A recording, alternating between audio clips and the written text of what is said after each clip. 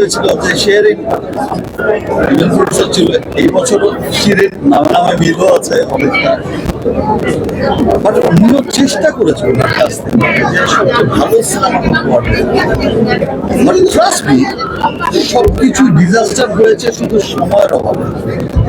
আমরা কিন্তু 3 মাস প্রায় 3 মাস কিন্তু শুধু পারমিশনের কারণে, যেহেতু র্যাকি করা ছিল ইন্ডিয়ার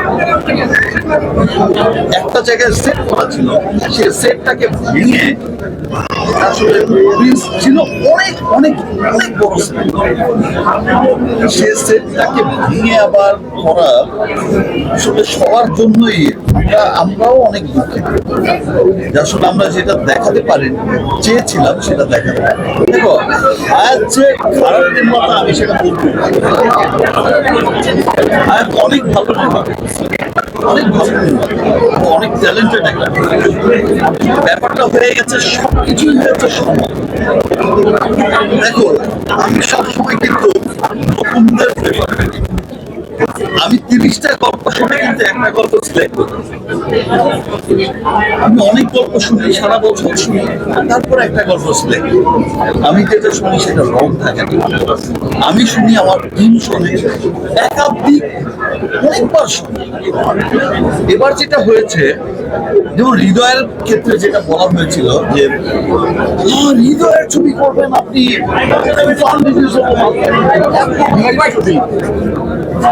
আমি বলেছি যে হৃদয়ের সিনেমা দেখে সবাইকে বলতে হবে যে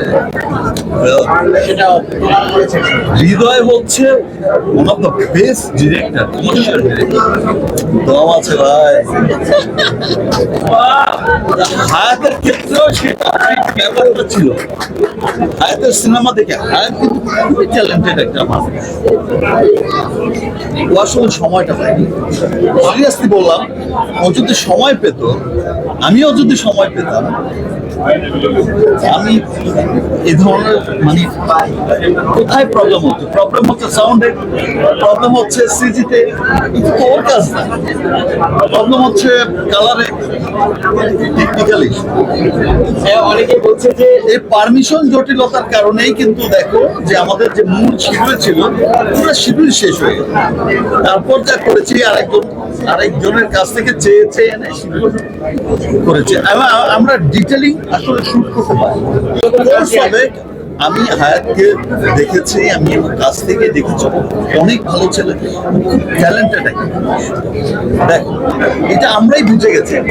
আমার প্রথম কোন সিনেমা যেটার আমার শুট করতে হয়েছে ঈদের আগের দিন পর্যন্ত, গান শুট করতে হয়েছে, এই ম্যাডামের সাথে গান শুট করতে হয়েছে ঈদের মাত্র বাকি একদিন, গান রিলিজ হবে কি ওকে এইভাবেই, মানে এইরকম ভাবে শুট করতে হয়েছে।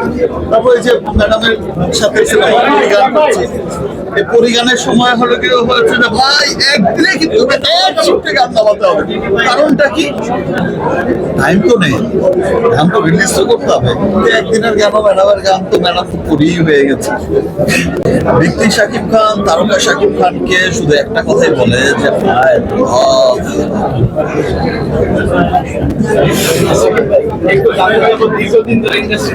কারণ একটা জিনিস বলি যে আমার দেশ অনেক গরিব দেশ, ছোট্ট দেশ,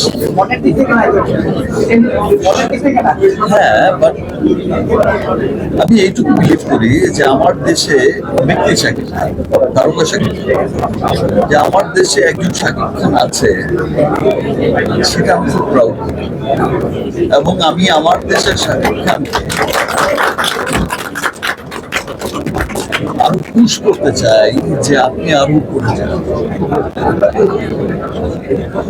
এখন নতুন গভর্নমেন্ট এসেছে, আমি তাদের কাছেও বলতে চাই যে প্লিজ বিগত গভর্নমেন্টের কথা ভুলে যান। আপনাদের কাছে তো প্রত্যাশা অনেক, মানুষের আশা